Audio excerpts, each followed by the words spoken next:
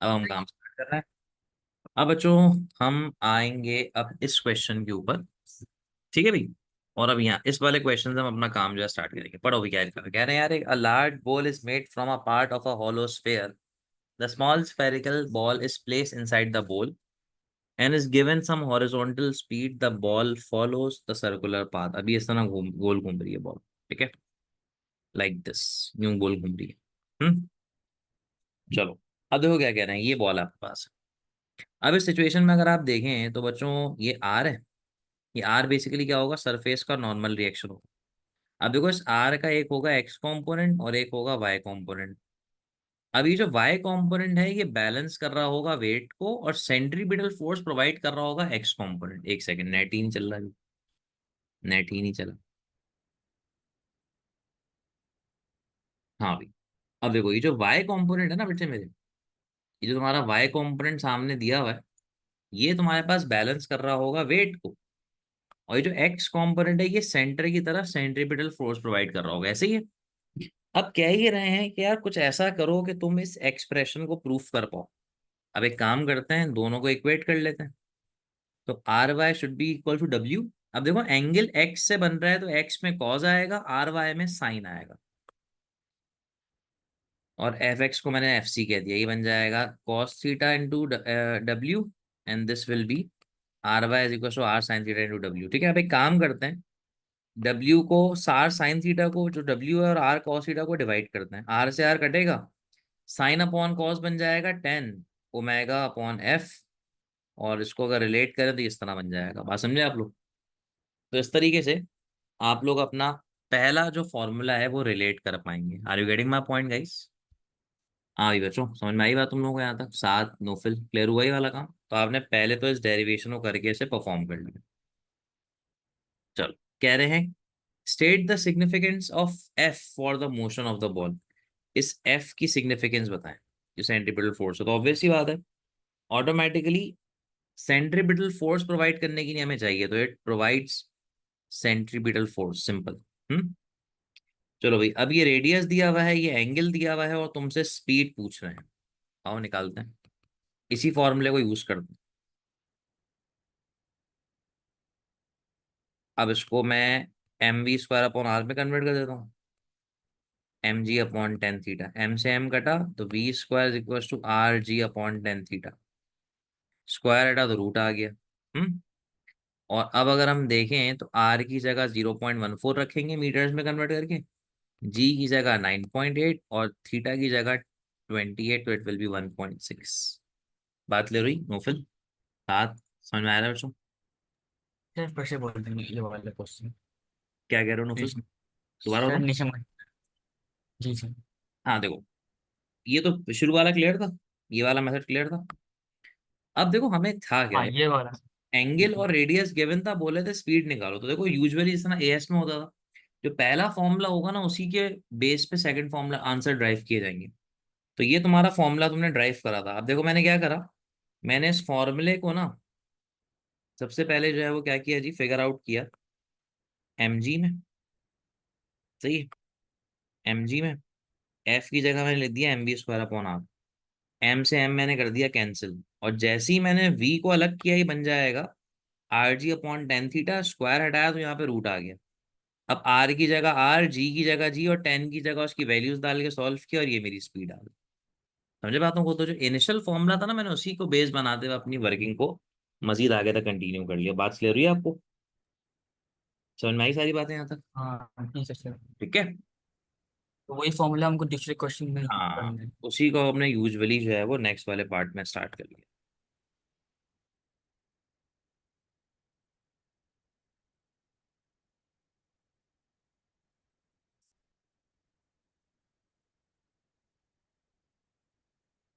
मुझे एक मिनट दो, जरा मैं एक क्वेश्चन उठाऊं।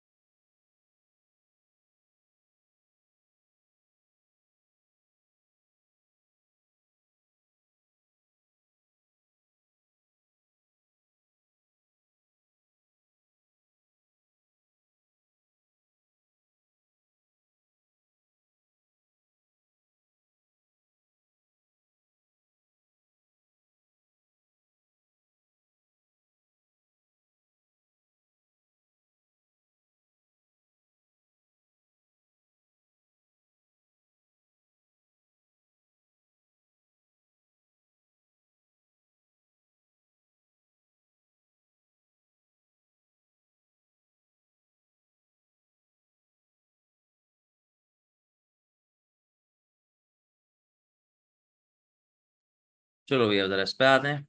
पढ़ो भी क्या लिखा हुआ है। कह रहे हैं कि भाई डिफाइन रेडियंस, रेडियंस याद है हमने कब पढ़ा था, मैंने आपको कहा था कि यार ये जो फॉर्मूला है s is equals to are theta. अगर कोई ऐसा सर्कल हो जिसमें जितनी तुम्हारी लेंथ तुमने कवर की है और जितना तुम्हारा रेडियस है दोनों बराबर हो जाएं, तो सर्कल के सेंटर पे जो एंगल बनेगा उसको हम वन रेडियंस कहते हैं। यार तुम लोगों को बात ही वाली, तो मैं उसी की डेफिनेशन लिखूंगा। The angle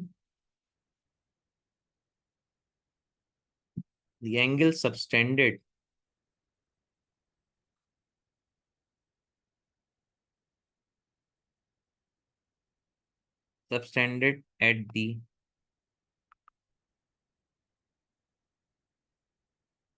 center of circle when the arc length यानी कि s becomes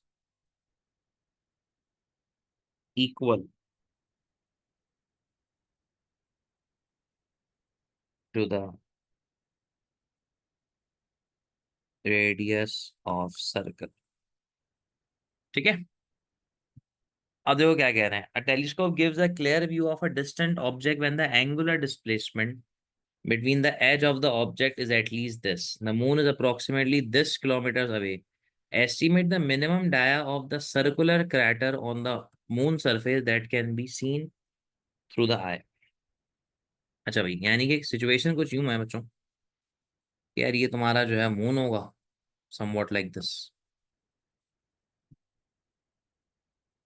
somewhat like this, ठीक है। और ये इस पे कुछ क्रैटर होगा, ये कुछ क्रैटर होगा इस पे, ऐसी है। और यहाँ वो टेलीस्कोप है जिससे बैठ के देखा जा रहा है, ऐसी है। और ये वो एस है जो आपने फाइंड आउट करना है। This is basically the distance, है ना। और ये आपका जो है वो कहलाएगा angle and that should be your r. तो बच्चों एक छोटा सा फॉर्मूला लगेगा भाई, साथ नो फिल देखते जाओ। And that formula will be s is equals to are theta. R कितना हो जाएगा, अब देखो जो डिस्टेंस है ना सैटेलाइट से ले टेलीस्कोप से लेके वहां तक का, मून तक का, वो हमें गिवन है। कितना गिवन है भाई? 3.8 एक्सपोनेंशियल 5। इसके साथ में मजीद एक्सपोनेंशियल 3 लगा रहा हूँ किलो को सॉल्व करने के लिए। और जो एंगल है वो गिवन है 9.7 पावर -6। तो अब अगर हम इसको सॉल्व करें तो 3.8 एक्सपोनेंशियल 5 इंटू 3 यानी कि एक्सपोनेंशियल 8 कर लेते हैं इसको, मल्टीप्लाई बाय 9.7 एक्सपोनेंशियल -6। तो बच्चों ये बन जाएगा ऑटोमेटिकली 3686 मीटर्स। अब हमें आंसर किलोमीटर्स में देना है, तो अगर मैं इसको 3.686 एक्सपोनेंशियल 3 करके लिख दूं तो it will be in kilometres, और राउंड ऑफ कर दूं तो इट विल बी 3.7 किलोमीटर्स। तो इसका मतलब यहाँ से लेके यहाँ तक का जो रास्ता है वो 3.7 किलोमीटर्स का है। समझ रहे हो बातों को? नोफिल साथ क्लियर है बच्चे? अब देखो, suggest why the crater of the same diameter as that calculated in one but on the surface of the Mars is not visible using the telescope. अब देखो सिचुएशन क्या होगी, सिचुएशन बच्चे मेरे ये होगी इतनी सी कि यार कहानी कुछ इस तरह से बैठेगी दिमाग में कि भाई अब तुम्हारे पास, मान लो ये था ना मून, मून यहाँ था, ये मून था और ये क्रैटर था। हम्म। अब बारी आ गई है मार्स की। मार्स और दूर है यहाँ पे कहीं, और ये सेम क्रैटर यहाँ पर ही, यहाँ पर मौजूद है, इस जगह, इस जगह मौजूद है, ठीक है। ये तुम्हारी टेलीस्कोप है भाई।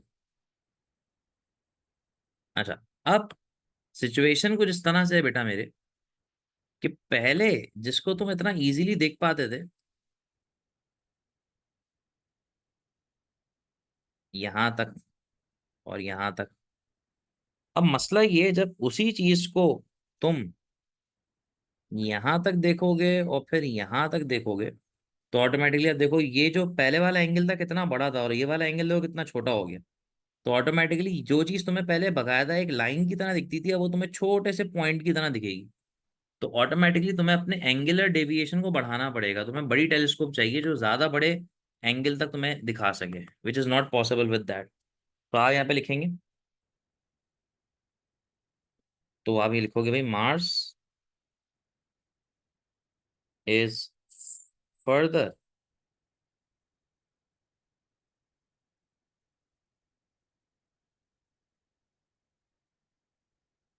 फार फ्रॉम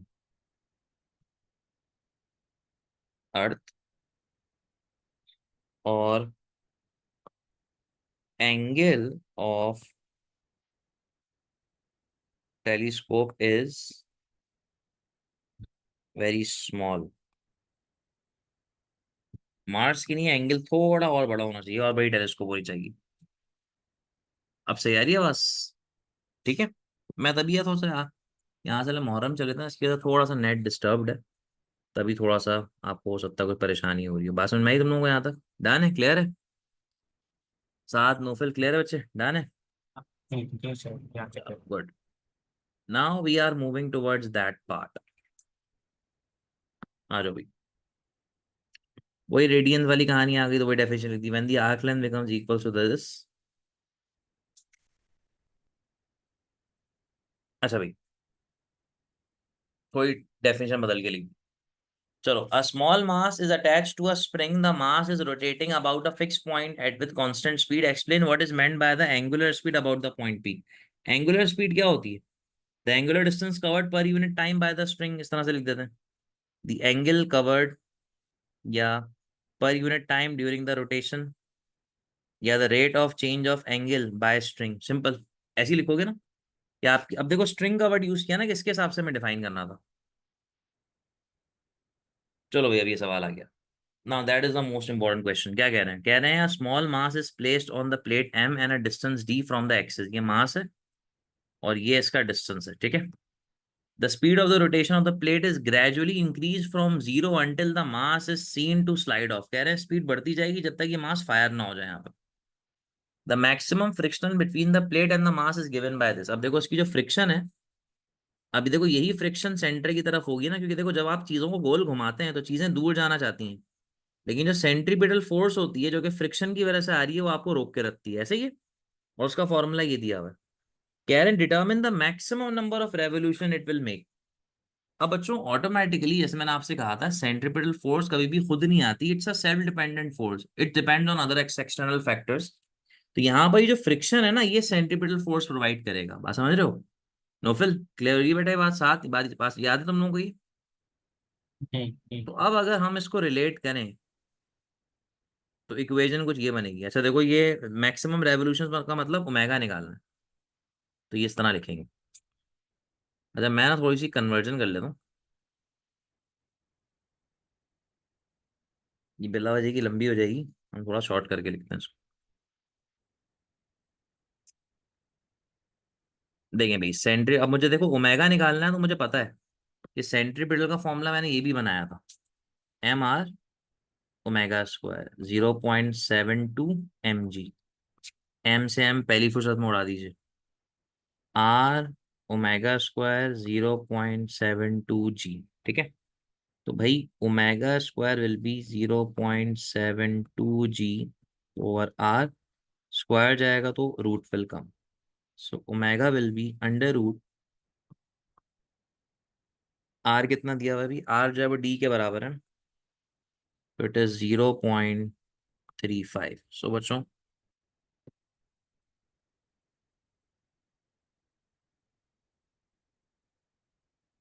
4.49, यानी कि 4.5 ही हो जाएगा approximate.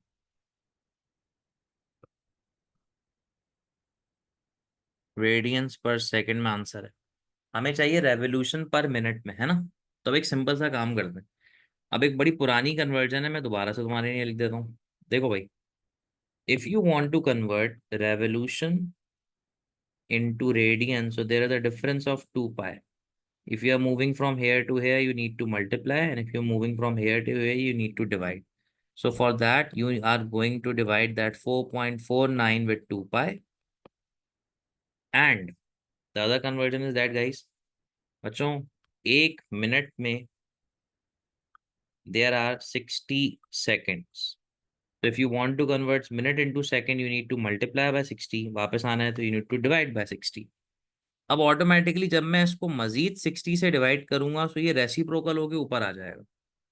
So it will looks like this, 4.49 into 60 divide by 2 pi. तो 4.49 into 60 divide by 2 divide by pi, तो बन जाएगा 42.89, which 42.89 which is equals to 43 revolutions per minute. समझ में आया तुम लोगों को? डन हुआ? ये वाला यार कॉपी कर लो, ये इंपॉर्टेंट क्वेश्चन है, मैं रुक जाता हूँ, तुम लोग कॉपी कर लो उसको, ये इंपॉर्टेंट चीज़ है। ठीक है भाई, क्लियर बात है?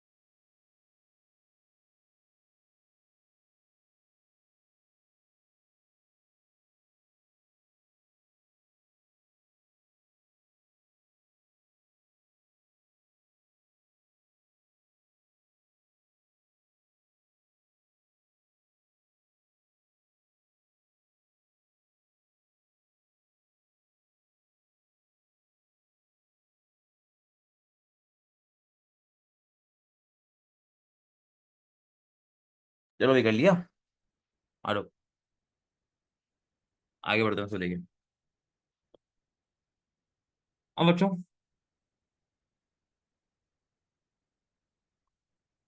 अब जरा इस क्वेश्चन पे आते हैं।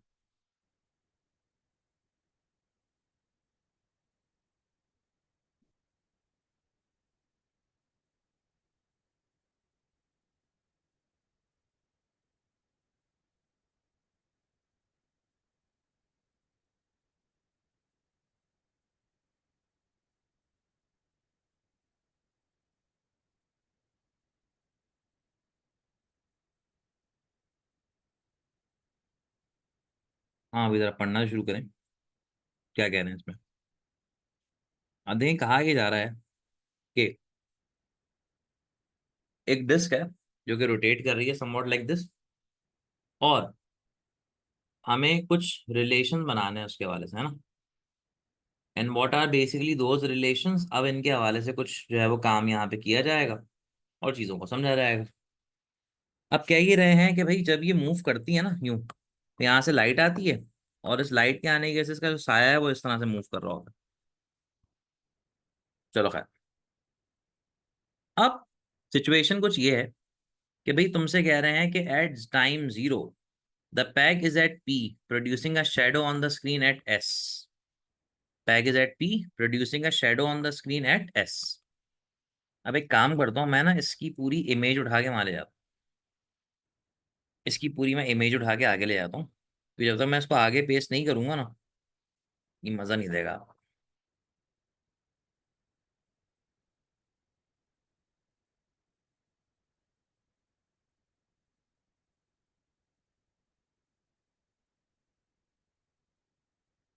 ठीक है जी, चल।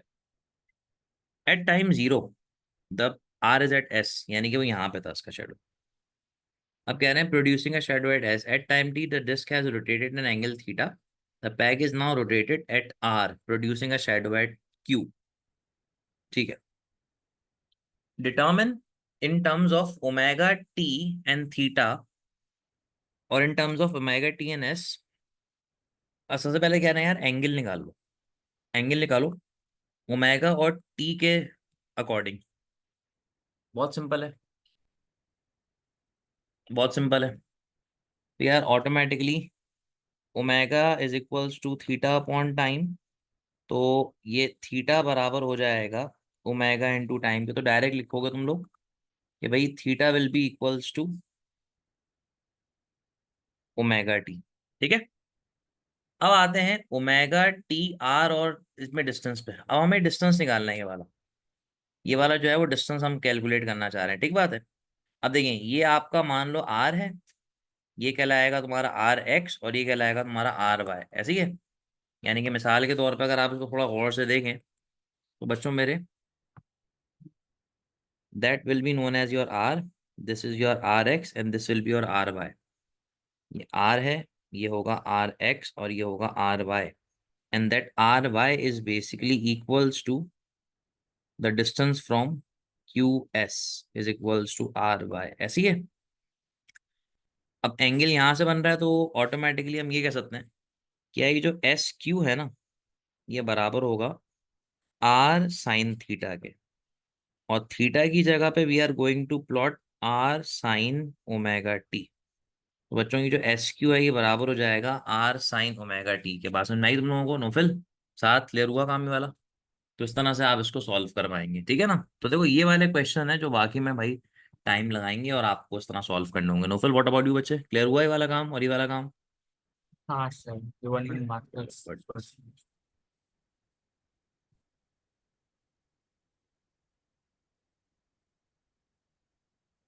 चलो, अब आसान है। कह रहे हैं डिस्क है, उसका रेडियस ये दिया हुआ है, ये स्पीड दी हुई है, कह रहे हैं फ्रीक्वेंसी निकालनी है। Omega is equals to 2 pi f होता है, 2 पाई अपॉन टी होता है, टी हमने निकाल लिया। अच्छा, ये थोड़ी सी मैंने लंबी कर दी है, मैं इसको यूं भी कर सकता था। देखिए, मैं इस पूरे काम को यूं भी कर सकता हूँ। कैसे कर सकता हूँ? हमने अभी पढ़ा था कि यार ओमेगा जो है वो बराबर होता है थीटा अपॉन टी के, और यही ओमेगा जो है वो बराबर होता है इसके, that is 2 pi upon T. और 1 अपॉन टी की जगह हम 2 पाई एफ भी लिख सकते हैं, याद है? तो अब अगर आप डायरेक्टली एफ को अलग करें तो it will B omega upon 2 pi. Omega is 4.7 divide by 2 pi, so 4.7 divide by 2 divide by pi, so it will B 0.74748 है ना। तो मैं इसको 75 लिख देता हूँ, तो it should be 0.75 hertz. Hmm. Now they are asking for the maximum speed. Maximum speed का फॉर्मूला हमने ये पढ़ा था, आर ओमेगा। आर कितना दिया हुआ है? 12 सेंटीमीटर, यानी कि 0.12। ओमेगा की जगह रख दो 4.7, तो इट विल बी 4.7, तो स्पीड आ जाएगी 0.56 मीटर्स पर सेकेंड। समझे आप लोग? डन हुई बात यहाँ तक? क्लियर हुआ काम? चलो भाई, जी हाँ सर। ठीक है, डन है, क्लियर बात है अभी यहाँ तक? अब जरा ये वाला काम भी कॉपी कर लो, ये पेपर में अक्सर आएगा, लिख लो अपने हिसाब से, सोल्यूशन बना लो।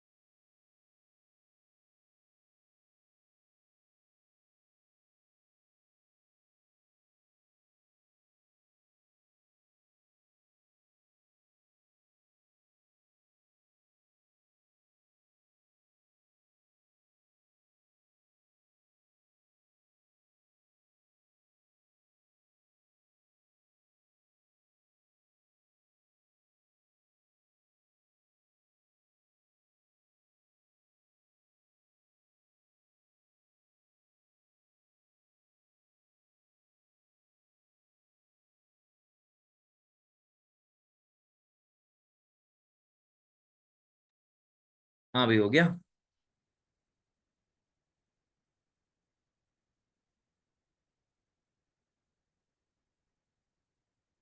ठीक है, चलो अब एक क्वेश्चन और करते हैं, उसके बाद बस वही काम वाइंड अप हो जाएगा पूरा आपका।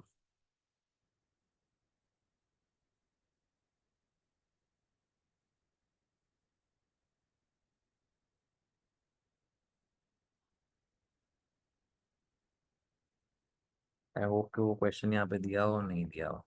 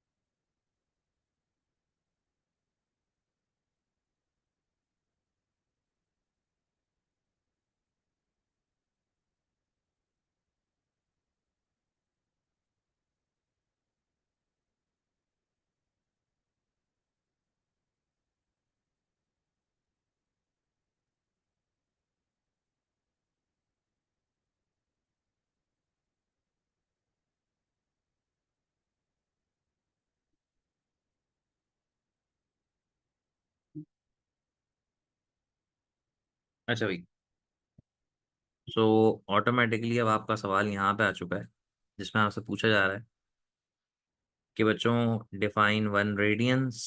ठीक है ना, तो वही डेफिनेशन लिख देते हैं कि भाई दी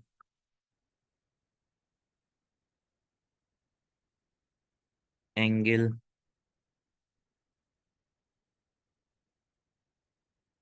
subtended at the centre of a circle when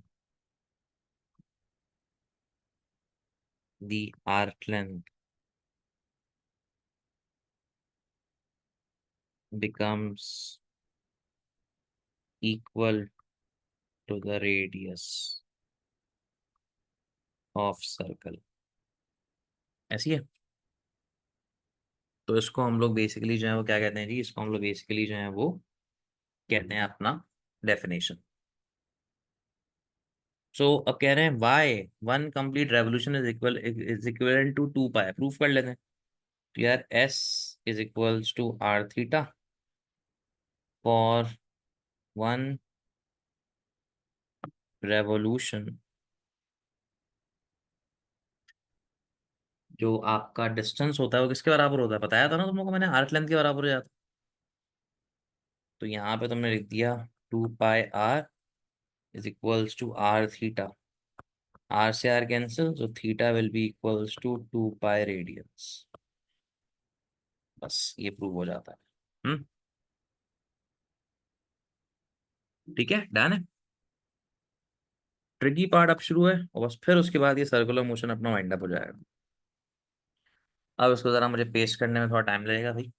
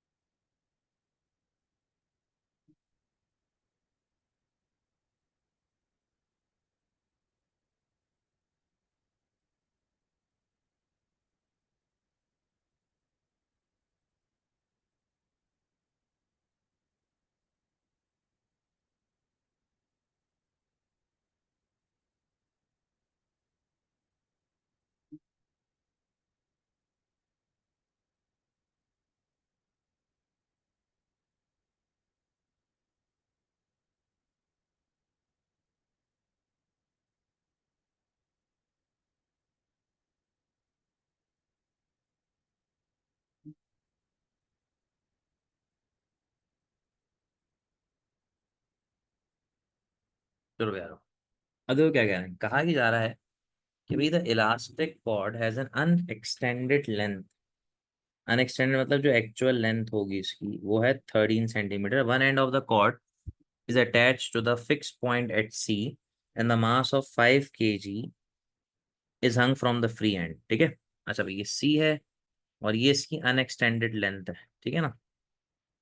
अनएक्सटेंडेड length 13 है।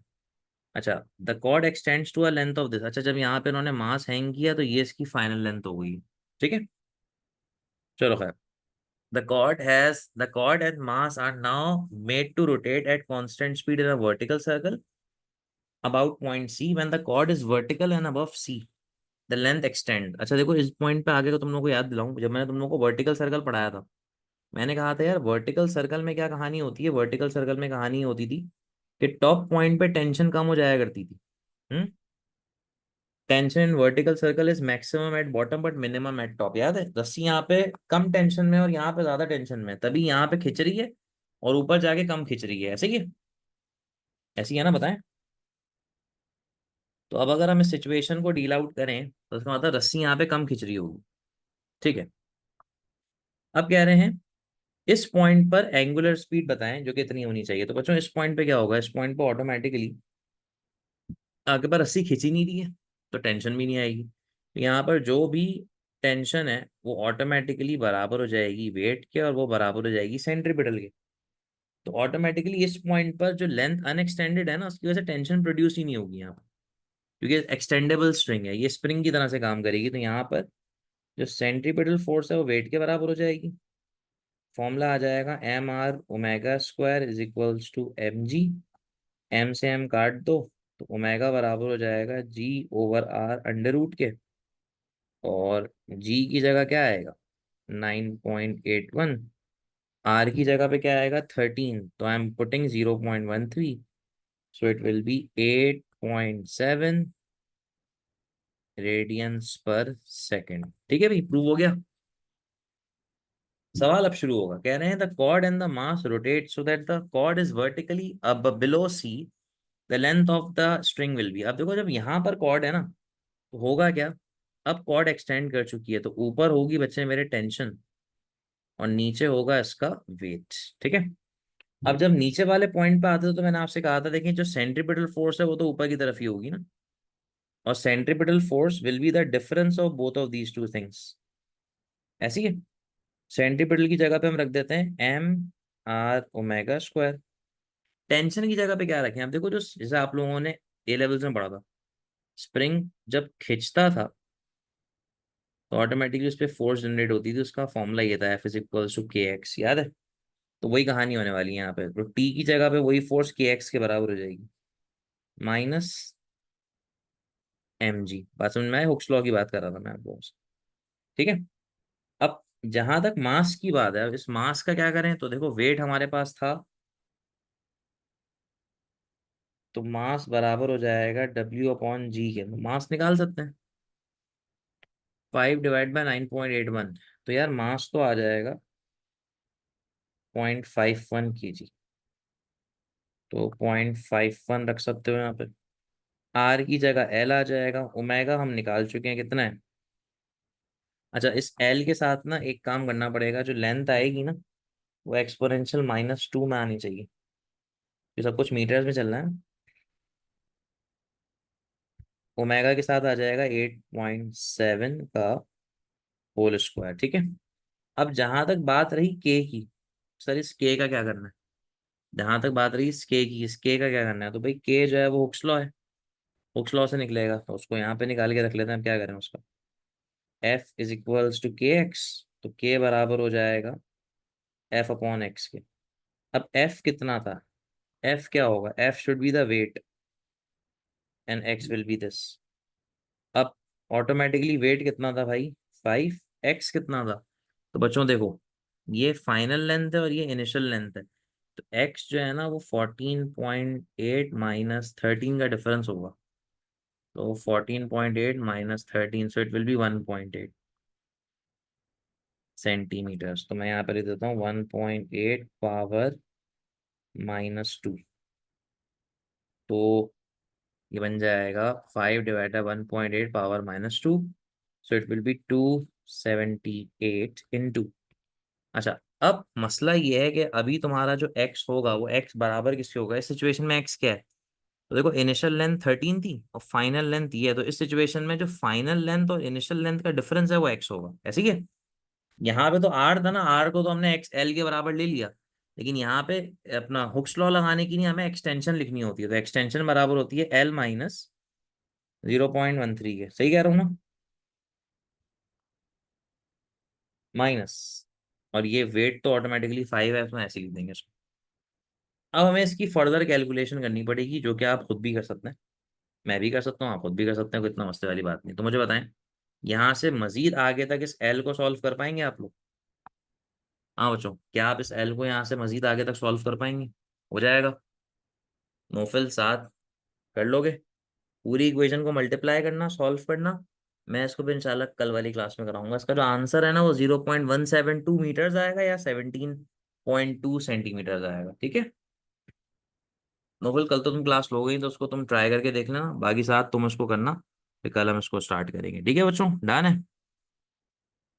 पीडीएफ में भेज रहा हूँ, पुरानी सारी रिकॉर्डिंग्स अपलोड हो चुकी हैं, और कल वाली क्लास के बाद मैं आज वाले हफ्ते की पूरी रिकॉर्डिंग्स अपलोड कर दूंगा।